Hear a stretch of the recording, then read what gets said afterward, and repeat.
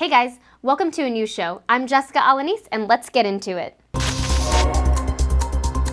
During his West Point Academy commencement address, President Donald Trump took a moment to warn the graduates not about tariffs, not about future war plans, but about trophy wives. He ended up getting a divorce, found a new wife. Could you say a trophy wife? I guess we can say a trophy wife.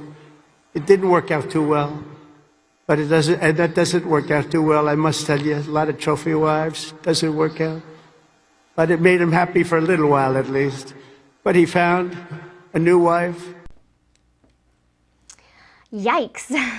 Most presidents give speeches about honor and sacrifice. This dude spent 20 minutes on his marriages. So to recap, avoid landmines, trophies, and wives. Got it. Vladimir Putin's escalating attacks in Ukraine has riled up Donald Trump. So much so that Trump took to Truth Social saying that Putin has gone absolutely crazy. Let's be real. You know Trump's written about Putin in his burn book. Do not trust him. He is a fugly slut. A recent study found that only 25% of moms in the US reported being in excellent mental health. The other 75% have already asked you twice not to ask dumb-ass questions. In a related study, 25% of dads in the US reported being Nick Cannon.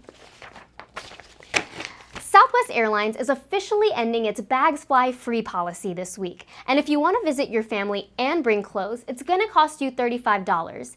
The unpopular policy is expected to increase annual revenue by $35. Because I know I ain't paying for that. At the Cannes Film Festival, Jane Fonda reflected on what sex scenes were like before intimacy coordinators, and things have come a long way since the early days of Hollywood. Because back in her day, after each take, they'd throw themselves down a flight of stairs. I'm kidding. They were kicked. No, punched. That's silly. They were elbowed. No, clotheslined. Wait, more like Stone Cold Stunner. In Florida Man International Edition, at a zoo in the Philippines, a man was attacked by a crocodile after he went into its enclosure because he wanted to take a selfie with what he thought was a statue of a crocodile. The crocodile was like, I didn't know I ordered DoorDash. Safety tip, if you want to know if something is a crocodile inside of a zoo enclosure, always remember it is. Now, in the man's defense, the crocodile was unusually still, kind of like he was after the attack. Secretary of State Marco Rubio says international students' social media accounts will now be considered during their visa approval process. I'm sorry, you're telling me that instead of fixing immigration, we're doom scrolling it now? Cool. This country's never getting another doctor. Imagine being turned away from studying in the US because you posted one Bernie Sanders meme one time. In international news, a cargo ship in Norway ran aground onto someone's waterfront property, nearly missing his house. Yeah, apparently the captain was using Waze. Honestly, this is exactly what happens when men say, I know a shortcut. Newsflash, you don't.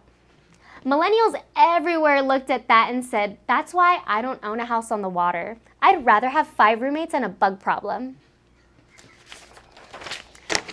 White House senior advisor Stephen Miller is accusing federal judges of staging a judicial coup because one of them blocked Trump's tariffs.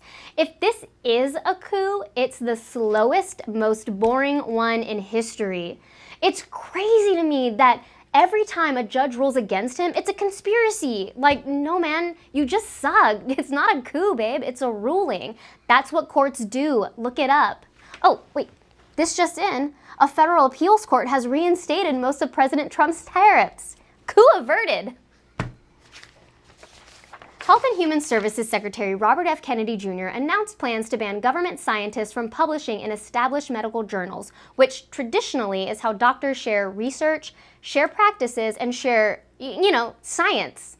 Finally, someone brave enough to mean it when they say, do your own research. But what do you expect? The guy sounds like he gargles gravel. I mean, I wouldn't trust science either if it couldn't fix my voice. So the new policy is no science in science? Okay. Okay, just know I don't like this either. But a 14-year-old boy in Ohio with a rare form of cancer has to undergo this intense chemo that will leave him sterile.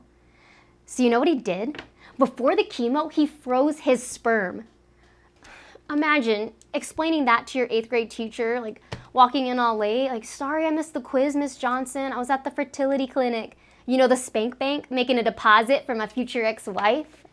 With that kind of confidence, I hope he doesn't end up with, what do you call them? Could you say a trophy wife? I guess we can say a trophy wife. Thanks for watching. Make sure to like, subscribe, and leave a comment. It helps more than you know. I'll see you next week. Bye. That was a lot.